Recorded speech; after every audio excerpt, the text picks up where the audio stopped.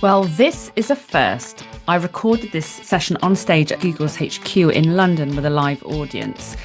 And it was a very different experience to sitting on my own, the trusty microphone and looking at my guest on screen.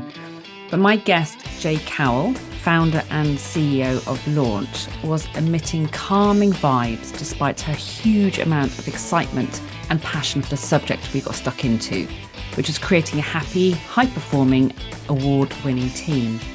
As regular listeners will know, this podcast is all about having conversations that put the human factor back into business, because when we get people right, we get business right. I'm your host, Lisa, psychologist and psychotherapist and founder of It's Time for Change. Drop me a line to continue discussing what really matters about your people, culture and performance. So, without further ado, let's jump in.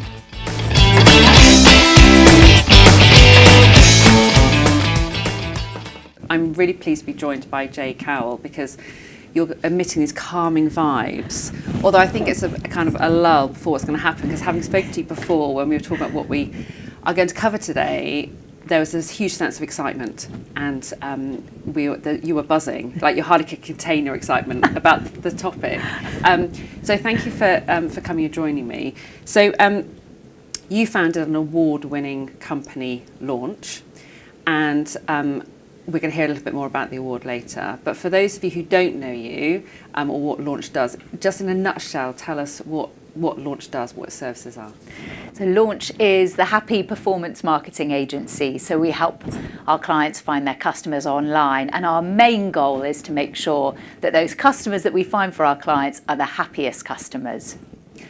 And the reason I was so happy that I got to speak to you, because I didn't know who my guest was going to be for a while, and then I heard it was going to be you, was because you have built your business around happiness and purpose, and that's what the whole thing's been developed around.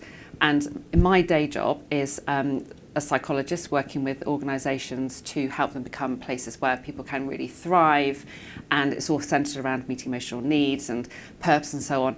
And actually you've really nailed it. So when I get to meet people who have done something remarkable in that space, it's really good to unpick how you came about that, how you achieved that. I should also say, when you nailed it, there's never a sense of there's never a sense of like, I've got there and this is it now, I can just sit back and relax. I was going to correct you on that. Yeah. Absolutely, it is a total evolution. Yeah. And there is no such thing as perfect. Yeah, exactly. So I'd love, you won an award for the Independent Agency Purpose Award. And I would love, so firstly, congratulations on that.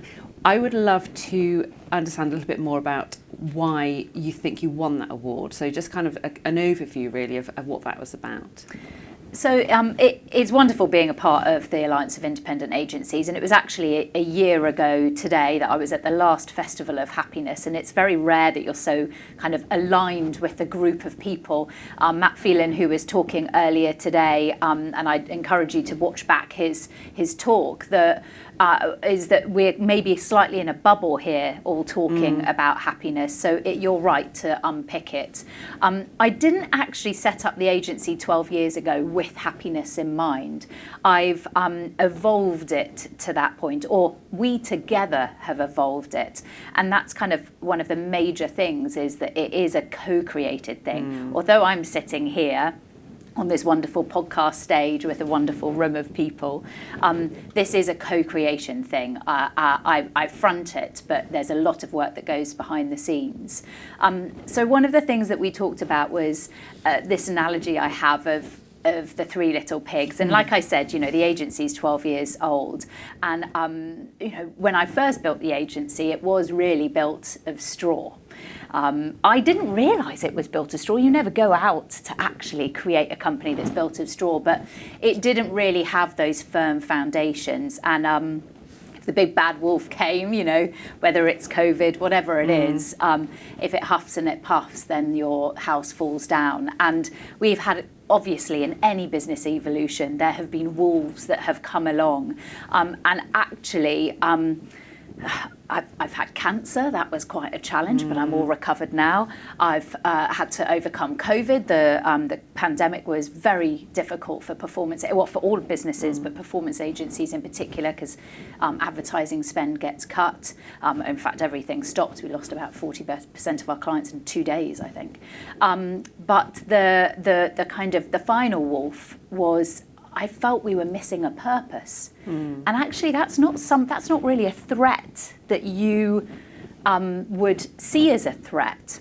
But without purpose, without a destination, without an understanding of why you're doing something, it's really hard to motivate people. And you need in an agency, you need a motivated, high-performing team. We're brains to rent for our clients, and that missing purpose has really, well, it's why I'm sitting here today, because it's taken us on an incredible journey. And I think that point about journey it refers back to what Matt Phelan was just saying around. People sometimes think that purpose is an emotional need, it's an emotional driver, and actually we need a sense of purpose to set the direction so that everyone knows where they're going and what they're trying to achieve and how they're getting there. And I love the fact that you refer to the fact it was a collective approach, because sometimes you get sort of one person with this kind of real mission to change everything, and unless you've got everyone else on board, almost as being on the same coach on that journey, you can't get there. You're not going to achieve that success. Definitely. And with the founder-led agency, there's normally some sort of vision. There's a visionary, and that little nugget where happiness came into play was when I wasn't sure why we were continuing to grow. There's a lot of pressure. We all feel the pressure. I'm in a room full of agency leaders here, and we all feel the pressure of why are our targets this next year? Why are we looking to grow by however many people? And that why led me to do a bit of soul searching, and I had a bit of EQ training with Jaye, which is a great little agency that kind of helps you understand what your why is. And I said, I just want people to be happy. And I thought, oh God, that's a bit probably fluffy. Matt Phelan even said earlier, is it a bit fluffy? But actually, no. If you are surrounded by people who love what they do, who are doing work worth doing, feeling like they're contributing, then work doesn't feel like work. And, okay, I might be the business owner, but I'm still an employee within the company. I want to come to work. I don't want the Sunday scaries. I don't want to dread my inbox.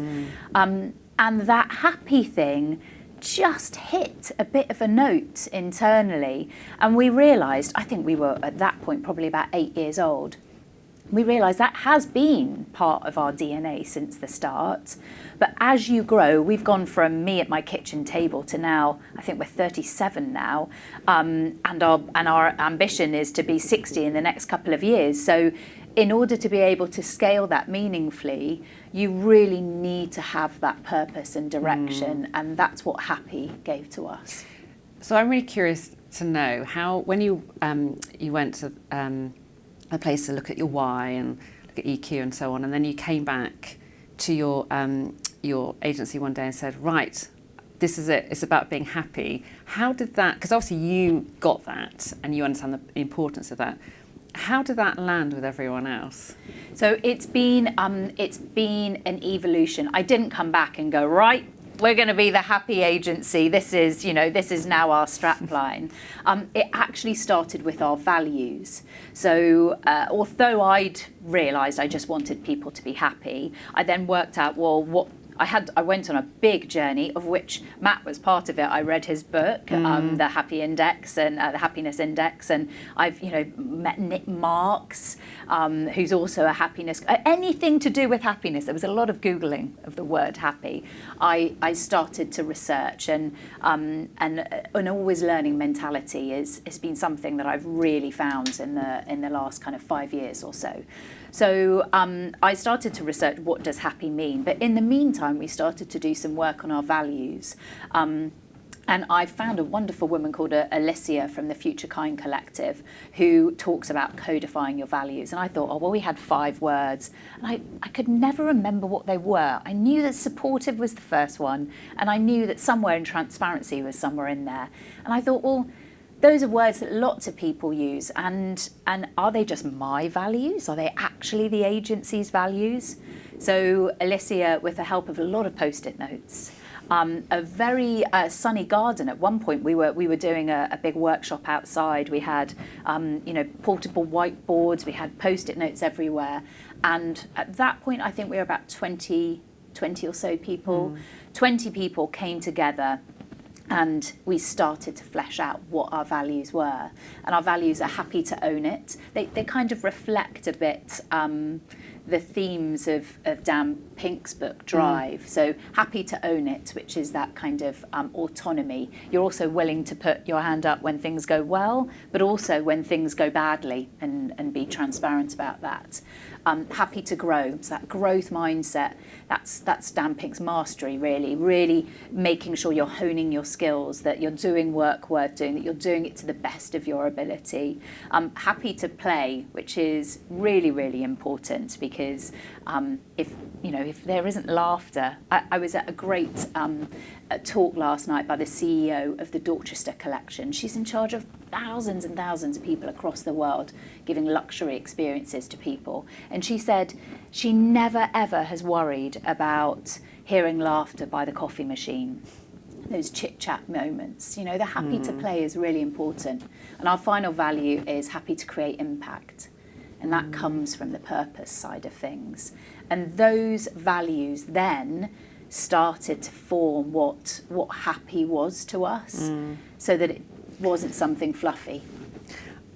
And I think it's really interesting because when a lot of organisations I work with, they start with values, but it's about turning those values into behaviours. What's the actions behind them? So they don't just become these like nominalisations on the wall. It's actually about getting everyone brought in. And I love the fact that, the example of people laughing around, the water filter or getting coffee or whatever. It's just a sense of actually just connection. And it goes, it goes back to, again, what Matt was talking about with relationships, the importance of people connecting and those relationships and just sharing those moments. If we don't have that, we can't function well together. I'm talking about the bad things as well as the good. Yes. So again, Matt was talking about, it's not just about the study of happiness, it's the study of unhappiness. Yeah.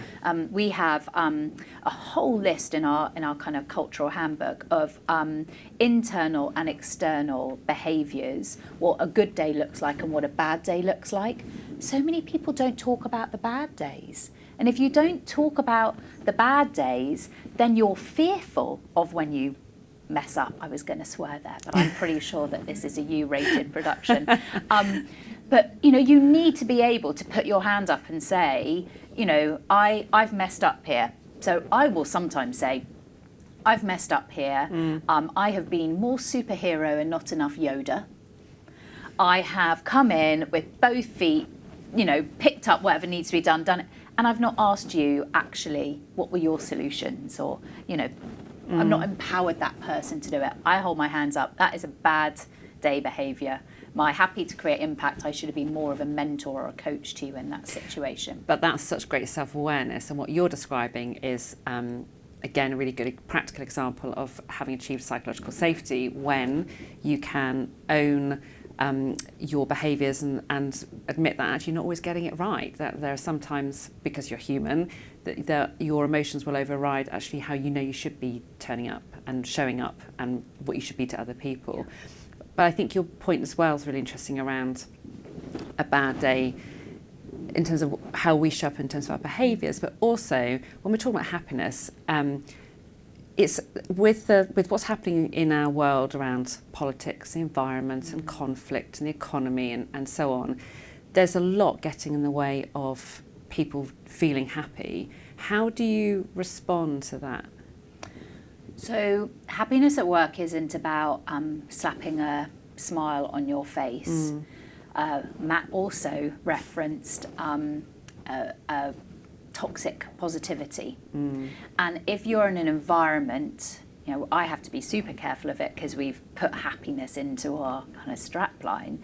If you're in an environment where you feel like you have to be happy all the time, or you're being asked, you know, are you happy all the time? If you can't say, no, I'm having a bad day, or I feel overwhelmed, then you aren't seeing the depth of psychological safety there. So we're in Black Friday mode at the moment. It's a really bad time to be in performance marketing because we've got really, you know, erratic user behaviors. People aren't buying as much as they were before. And if you're trying to help your clients sell more clothing or whatever it is, that can be very challenging. It puts a lot of pressure on the team.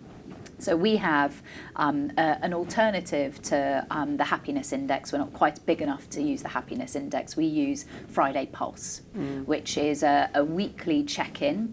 It asks, how happy were you at work this week? And exactly as Matt said, it isn't about trying to get a high score. It's about looking at what those weekly numbers are. So you score yourself 1 out of 5. And it is fine for you to put a 1 if you've had a really terrible week, and it's fine for you to put a 5. There is no judgment. It's completely anonymous, but it is publicly shared at our whole company update every Tuesday morning, without fail, whether it is a good score or a bad score.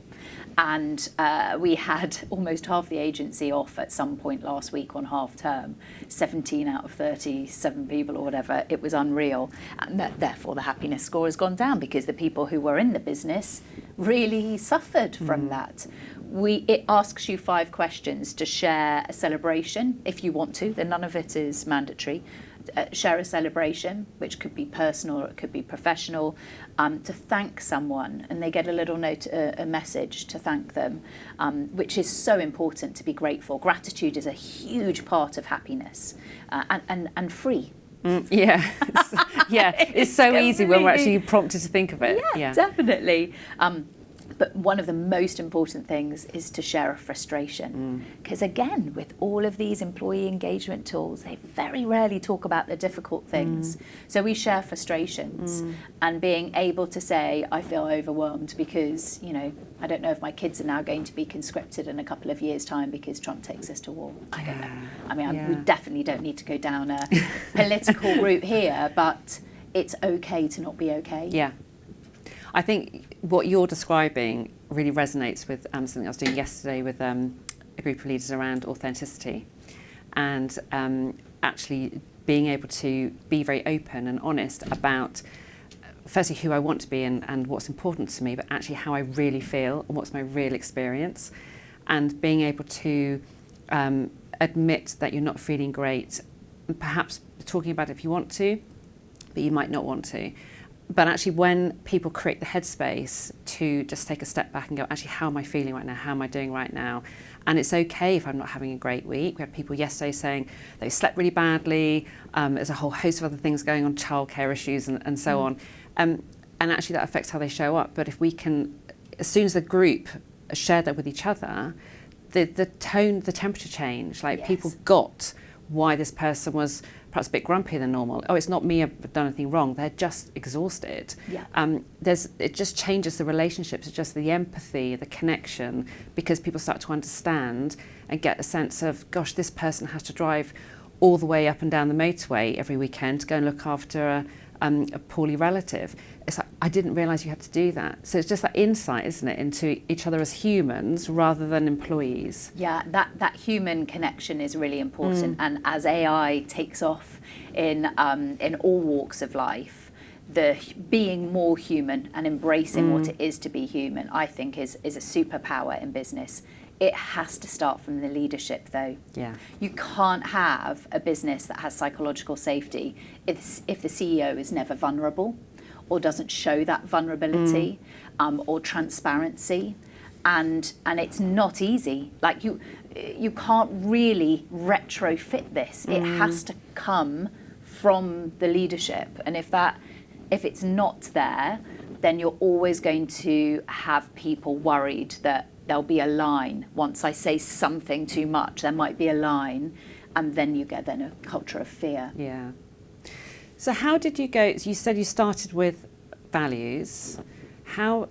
What did you do beyond that in terms of getting to where you are today and being known for kind of the happy agency? So the next part after values was to really then understand the purpose, and because of what our shared purpose was. And because the happy thing had come about, I was very conscious that that wasn't going to be our purpose because I said it was. So again, there were more post-it notes and workshops, and the driver was to not be mediocre. There are so many businesses and there are so many agencies, and if you aren't famous for something or known for something, it's really hard to stand out. And you can the main reason to stand out is so you attract the right clients, because without clients you don't have a business. If you attract the wrong clients, you build a business again based on sticks or straw or sticks, or whatever the three little pigs analogy takes us to. And I knew that purpose was going to be a big part of trying to go to the next level of evolution, where we're properly building with bricks that firm foundation. It is still a work in progress. At the moment, our mission is to be the happy performance agency. That is very internal facing. That is more really about our team, our employees. What's why does the so what for our clients? Now, for our clients, of course, they then get a motivated team. We have very low staff churn. They can see the impact, but it's not really something to be famous for. So setting that higher purpose, which for us is powered by happiness. So in every board meeting, in every meeting, happiness sits at the table to go, well, is that going to take us in that direction or not? But it's the so what for the clients that we're working on now. Our vision is to empower our happy companies, our clients, to create more happy customers. I don't want to have a performance marketing agency that just sells more. Again, I'd want to say a swear word, sells more crap to people that don't need it. I having a positive impact and being a B Corp is a big part of that. I like that. So thinking about you've already mentioned Friday Pulse, because I was really interested when we spoke initially, and you talked about you wanted to define happiness. You didn't want to just be someone who says we want to be happy. It's actually, what does that really mean? And I know you were always very conscious about wanting to measure it. So actually, how do we know? So you've used the Friday Pulse. Is there anything else you've been using or you've been doing to just to actually check that people are happy, or how it's impacting? So it must have been about 4 years ago that we started a bit like Matt's screenshot earlier today, which showed a very early version of customer satisfaction. So your NPS, or whatever it might be that you use, your employee ENPS, their satisfaction, and then what your normal business metrics are. We started doing that about 4 years ago so that we could see that. So we use those same metrics, whether it's Friday Pulse or whatever system you use, that sits every single month in all of our reporting to make sure that we're trending. We're also, and actually last year at the Happiness Festival, what I really took away was that a lot of agencies have been built in a structure that doesn't promote happiness, it promotes burnout. And you can give somebody a task that's only meant to take an hour. If they've got 5 hours to do it, they probably will still take 5 hours to do it. So setting up business structures and processes that encourages people to be able to be high performing is the responsibility we have as agency leaders or business leaders to set our teams up for success. If I ask, in an interview process, an employee should ask especially when they're time-based, how many hours do you expect me to be billing a week? Or how many hours do you expect me to billing a month? How many hours are given for learning and development? How many hours are given for holiday and time for me to connect with my colleagues? I bet you most agencies wouldn't be that transparent with those numbers. It's one of the questions I ask. I hang out with agencies all the time, and and sometimes competitors, and I ask them what those numbers are, and we're consistently lower than everyone else, because we're lower in what our expectation is of what is actually humanly possible to do while still being able to be on top of the on top of your workload. The hard bit is when you employ high achievers, is holding them to account to not then over deliver. And that every day we work on that. We have numbers that reflect all of that. We have conversations. We have an employee assistance program, mental health ambassadors that check in, because we are in the prime environment for burnout. Yeah, I think it's. I think that it's such an interesting observation about that whole holding people back, because we often think about we've got to lift people up, and actually people can just push too hard of their own accord, and actually it's about making sure we're holding them back.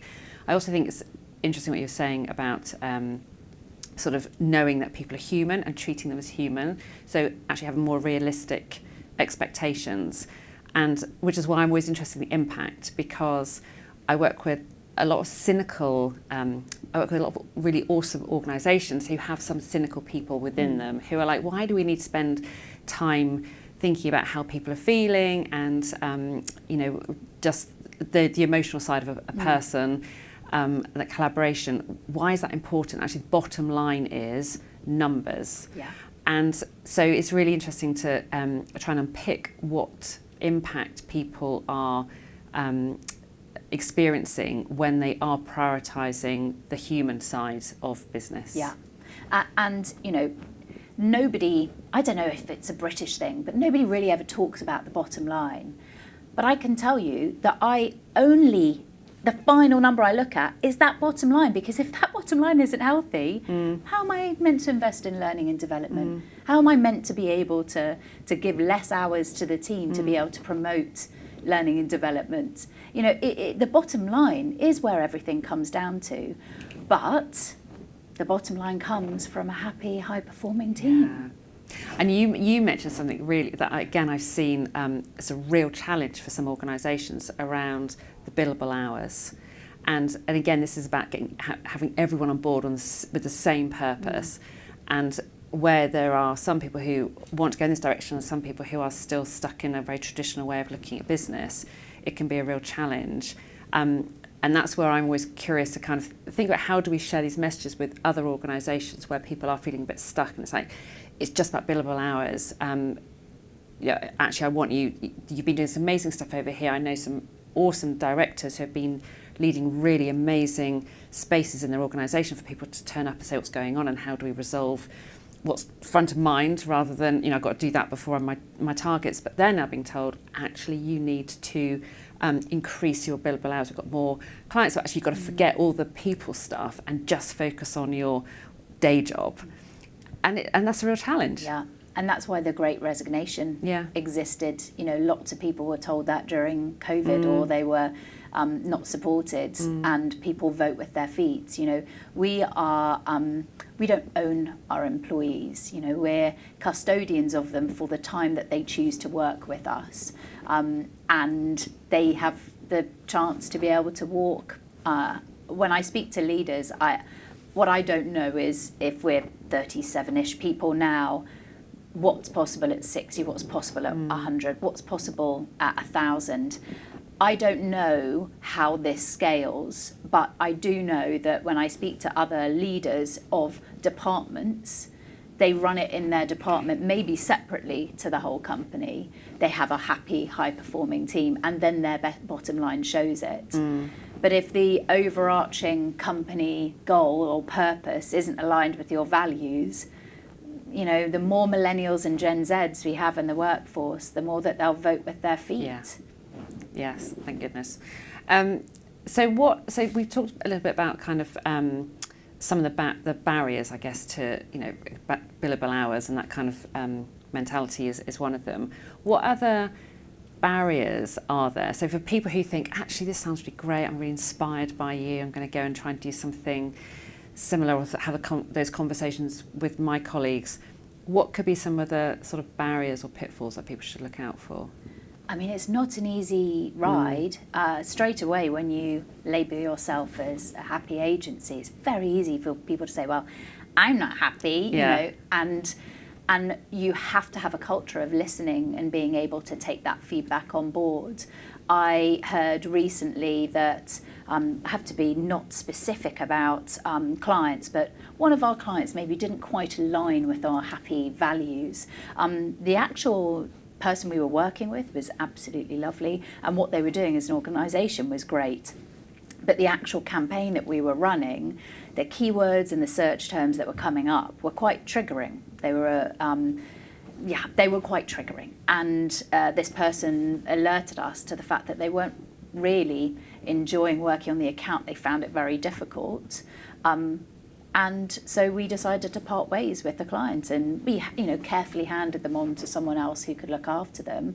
But we took that concern very seriously, because if you're going to work and having to look at those search terms, and that's not really what you've signed up for, so that commercially was a really poor decision for us, but from a cultural point of view was absolutely the right decision. And actually now we've strengthened our sales process so that we don't get in that situation again. So it's only in the tough decisions that you know that you're actually standing by your values, because the easy days, of course they're easy, like, you know, you just smile and, you know, everyone thinks, oh, they're nailing happiness. But at the tough days, that's where you get tested. Well, and I absolutely love that. I mean, what courage to turn away a client to stay true to what you believe in at launch. I don't think there are a lot of companies who would they would hover and potentially fall on the wrong side and try to justify it. I mean, I'm in a privileged position that ultimately the buck stops with me. You know, I get to make that call because we're a privately owned company.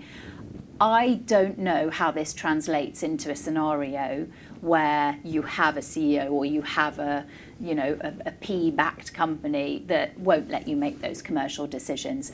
I think you have to shore it up in your sales process as much as possible. There's some really great agencies out there who have got calculators and some of them publicly available, like Enviral have got a qualification thing that's publicly available that you can make sure that, you know, a company is ethical and aligned with your values. So there is a qualification process that I think you can put in, and that's the point, is that you've got to look at the entire customer journey. You've got to look at every single touch point, the employee journey, to be able to work out how you can constantly improve. It also doesn't work out if you can have, you know, the adage, the right person, wrong seat, or the wrong person, right seat. And we're not immune to any of the problems happening. All those same problems happen. You know, we have core competencies you've got to meet. Some people don't pass probation. That's a normal business situation. Yeah, and I think that highlights a really good point about being a happy place to work. Does not mean that everyone's smiling and it's all easy and anything goes. You still have to be very shrewd in terms of business and very clear about what's okay and what's not, and hold people to account, but you can do it in a very respectful way. And that's super important. You know, you recognise the human being, and you also put in support metrics, support systems in order to be able to support people through transition. You know, we are a business at the end of the day. If we don't have clients coming in paying us, then we don't have any employees. So it is very important to always remain commercial, and that's perhaps the bit that gets slightly overlooked in the you know, it's. I'm slightly disappointed that there aren't 500 people in the room today. You know, there should be, or 1,000 people in the room today, because I think that the message here is really, really important. But we are in a bubble.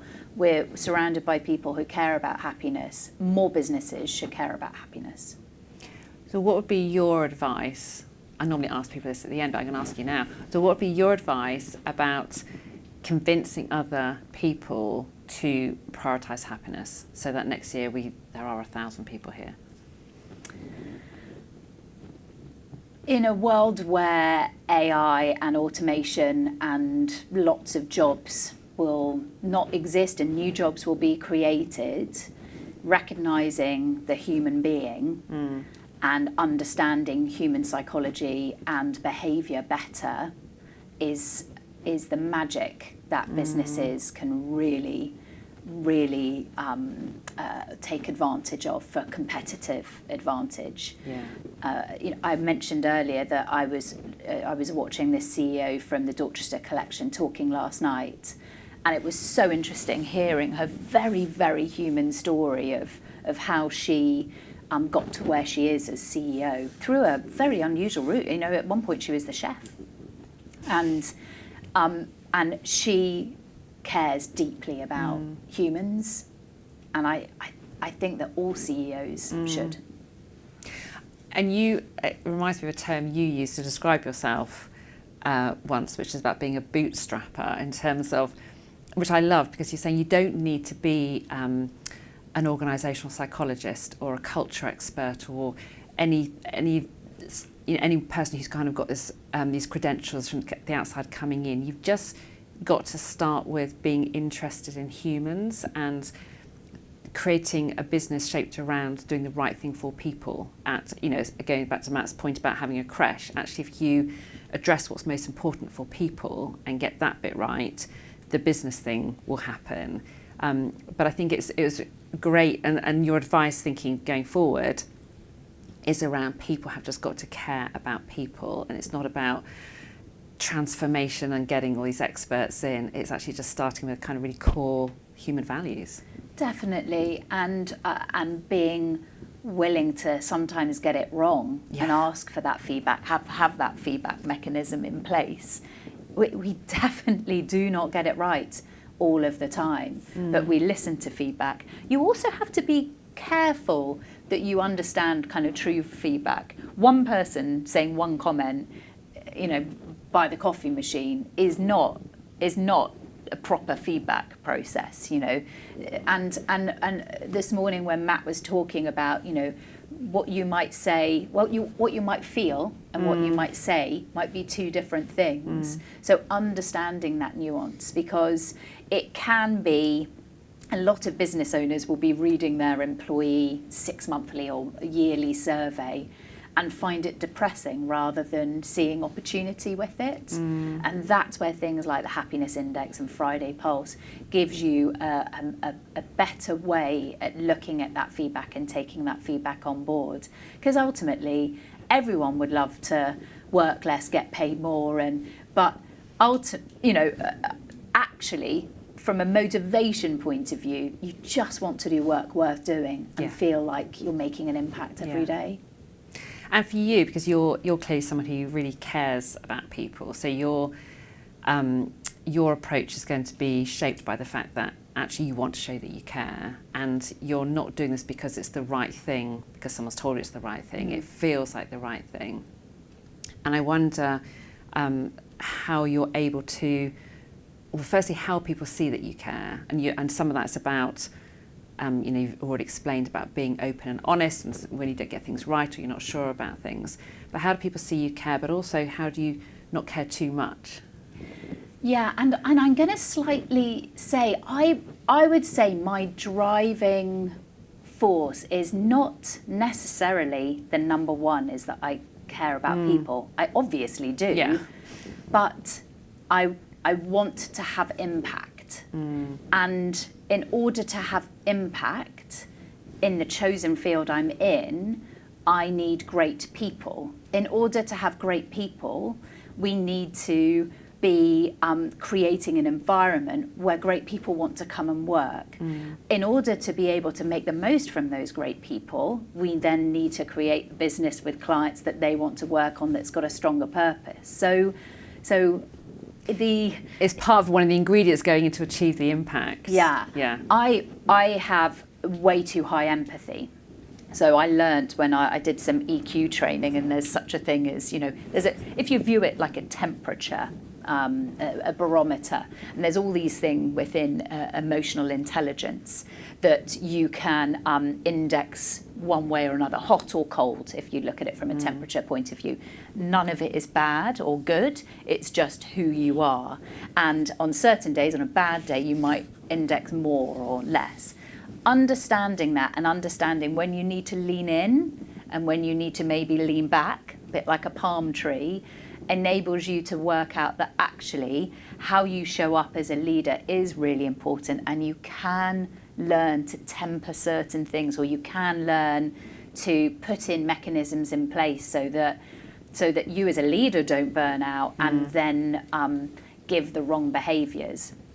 But ultimately we're all human, we don't get it right every day, and on days where I'm overwhelmed, my leadership team have to be able to then protect me from leaning too far into, I don't know, courageous authenticity. And so that, you know, I'm not a perfect displaying of this, of happiness at work. I am a person who really cares about it, because I think that is that's how companies could get the most out of people.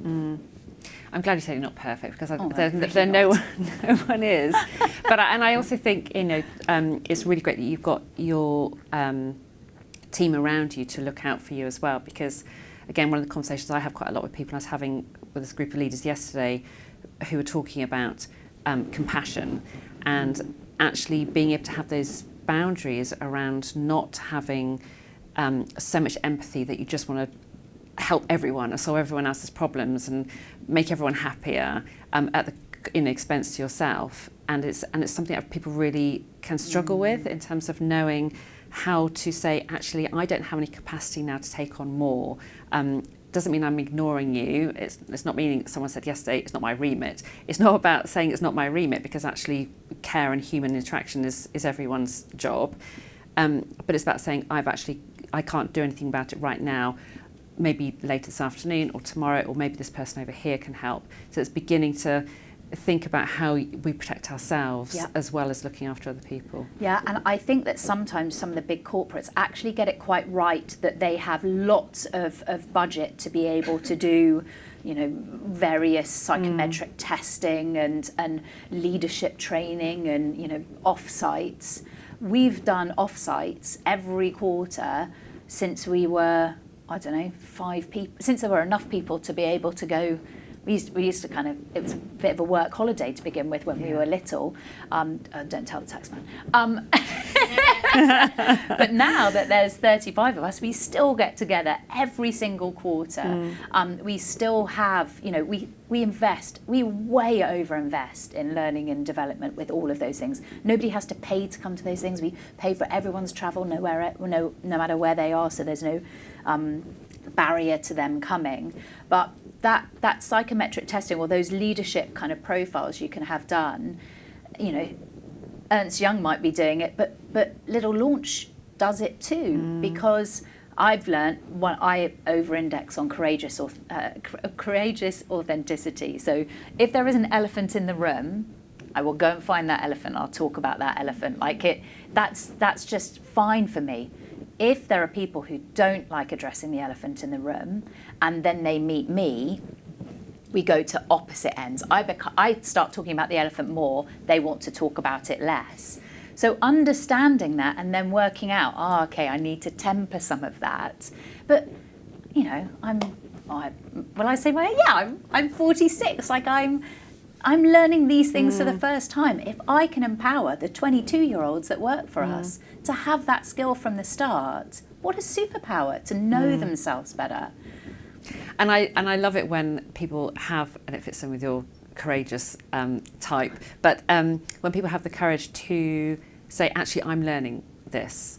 And I think sometimes people think they've got to, if they want to change something, they've got to work out exactly what's going to be first and have the perfect plan to be able to then introduce the idea. And actually, when someone can be quite raw and quite early in terms of introducing some thoughts, some ideas and some vague kind of outlines, and say, actually, I don't know enough yet, or I don't have certainty about what we're doing, but this is what I'm really excited about, and being able to grow it together, I think Definitely. that's really powerful. And that's where kind of coaching and mentoring and being able to embed that within your company, no matter what size you are, is a really, really powerful tool for high performance. One of the things that I noticed last year was quite a few of the people in the room were the HR people from the company, and I've been asked kind of why don't we have a head of people and culture within Launch. People have that responsibility, but that as a title, and I feel it's because everybody has that responsibility. It's a bit like sales is everybody's responsibility. Culture is absolutely everybody's responsibility, and it shouldn't be something that HR does in an office over there when things go wrong. We've noticed things are trending down. Right, let's quickly throw some money at learning and development, and then next year there's no plan for it. It needs to be part of your everyday business, your business metrics. The CEO really, really needs to care about it. It can't be just cornered into the department that's called HR. Which unfortunately it so often is, and that's a big downfall. So people listening to this might be really inspired by your story, your experience, what you've achieved. What would be your advice in terms of look out for these kind of potential pitfalls, or think about getting started with these things over here? Like if someone was going away with a kind of blank slate but excited, what would be your advice? My advice would be to really be firm about your purpose. Because ultimately, we have, I was going to say the luxury to do this. It's not the luxury, but we are in a position where our bottom line allows us for continual investment in this. This is investment. This isn't just words on a wall, it's investment. But that's only because the bottom line exists. It's only because we are a profitable, high-performing business. So you do need to start with, if you aren't a successful business and you try and do this to stop people leaving that's going to be really hard if your business continues to trend down, to continually invest in it. So start with profit and work out how you can make sure you really shore up that profit. And I believe that sits with having a really strong purpose. If you are creating positive impact in the world, then people will want to work with you. Yeah, I think, and it was interesting, wasn't it? Because again, going back to Matt, great he started off today because we've got that all fresh in our minds. He was talking about that purpose isn't something, their data now showing that purpose doesn't keep people in an organisation, but it's so important to be able to give people the motivation, the sense of direction. And what you've been describing is actually about purpose, but it's also about that sense of connection, that sense of belonging, the relationships, the feeling safe, to be authentic, how it's showing up, how we want to show up. You're describing an environment actually that meets fundamentally everyone's emotional needs, which need to be met in order for our brain to be able to engage with all the work stuff. So it's although you're talking about purpose, actually what you're describing is so much more than that. Yes, because in Matt's example, that's an employee saying the purpose didn't keep me there. I left because my salary wasn't high enough. Or purpose is getting everybody to be in the same direction at the same time for momentum and doing something that is needed in the world, that you can stand out for.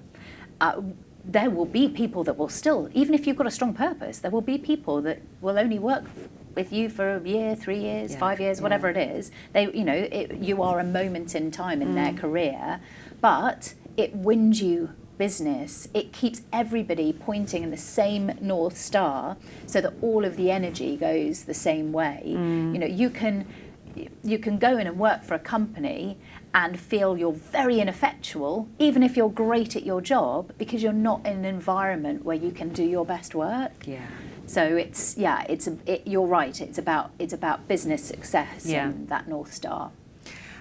And so, how do you keep all this stuff around purpose and happiness and so on fresh in a time when we've heard stats around actually how hard it is in the market, So people are busier than ever, feeling very overwhelmed, potentially growing as an organisation. How do you keep the sense of purpose as your kind of guiding North Star?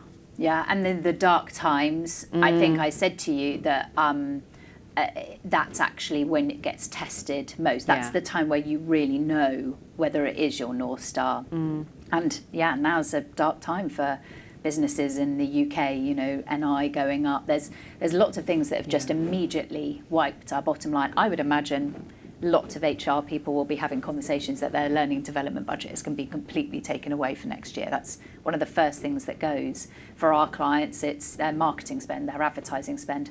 That's how we exist. It is not a great time. However, I am extremely confident that I think I started this off by saying about the three little pigs and the wolf that comes down to try and blow your house down. We were built of straw to begin with, no question. We were getting things wrong. Then we tried to improve things, but we were still built by sticks. Now that we've got this purpose, now that we are constantly innovating to be able to serve our customers better, we are built by bricks and we'll be able to withstand the blows that are coming our way and will come to all businesses probably across the world. If I get up every morning and I want to go to work and hang out with the people, that comes from the happiness stuff. So that is the most important thing to protect, because hard times come all, you know, it's all cyclical, and you've just got to want to go to work every day.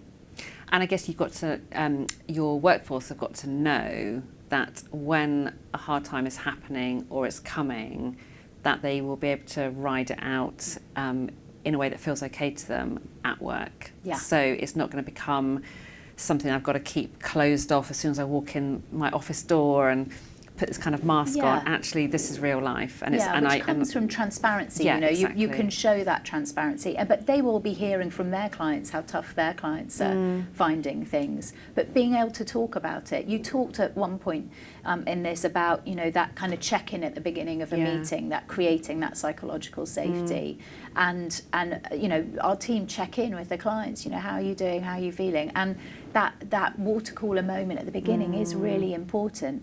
We continually keep investing in those soft skills that are not soft skills, they're hard skills. We do confidence training for the team. We have Kirsty Hulse, who's an amazing trainer, come and train the team on those confidence skills. Because it's a bit weird if you're a 25-year-old and you're having a conversation with a seasoned marketing director, you know, you've got to be able to hold your own in that conversation. That needs training and development, and I wish I'd had it. That is such a critical bit of all this, I think. I actually had an episode of my podcast with someone called Andrew Bardsley about soft skills, which we said needed a rebrand to hard skills, because actually they're incredibly hard to master. But you've touched on that, and you've touched on the training and development, and actually as you grow and you're taking on more staff and you'll have more people in manager positions, I guess that has implications for, and actually for people who are already bigger organisations, how do they upskill the managers and the people in leadership positions to make sure that the culture that you work so hard to create when you're smaller maintains, you know, or sustains that kind of growth period. And it's continual training, coaching, and having that growth mindset and an always learning mentality. And keep doing the training, the development, the coaching, and so on. Prioritising that. So hopefully you got a nice, well, you would have got a certificate for your award. Hopefully you got a nice trophy. Award. I got an award. Okay, so you get to polish that. Good. So what would be, as we just wrap up now, because I think we're probably coming to time, what would be your advice to anyone listening, anyone in this room or anyone who's listening to the podcast recording? What would be your kind of advice to take away as a kind of, this is your first steps, which is going to be a tricky question, I know, because some people will perhaps be along this journey, some people will be just starting out on it. What would be your advice for people to kind of go and think about what you've talked about and start to plan their own journey? It's hard to distill it to one thing, but I would probably say start with yourself depending on the size of the company that you're going to need to impact this change with, or the department that you're working with, if you start by investing in yourself, you'll see how transformative it can be. So whether it is coaching, whether it is more reading, self-help books, or investing in more of things that you love and working out what your values are. Brené Brown, talks about kind of your own personal values. Perhaps do that as just one activity. Work out what your personal values are, and then it will start to make sense about how the lens that you see the world through. Yeah. And then you'll understand why you find certain things triggering and certain things why you get into your flow state. If you start with that and you see the impact that can have on you, you'll then want to be able to share that with your team and your company. Great advice. And Brené Brown has a podcast as well. So for people who haven't got all the time to read all the books, my book pile is growing. Yeah, so me too. Thank you so much for sharing everything. Well, everything. We could have spoken for days, but for sharing so much today about what you've done, why you've done it, how you've gone about it, and the impact it's had. Because I think certainly just it's bringing to the surface kind of the key things that people can go away and think about, which will make all the difference. And it is those little steps towards the bigger picture, rather than we've got to transform who we are. It's just having this starting with an intention, isn't it? And I liked your starting place to start with yourself. So thank you so much for joining me. It's been brilliant. Absolute pleasure, Lisa. Thank you.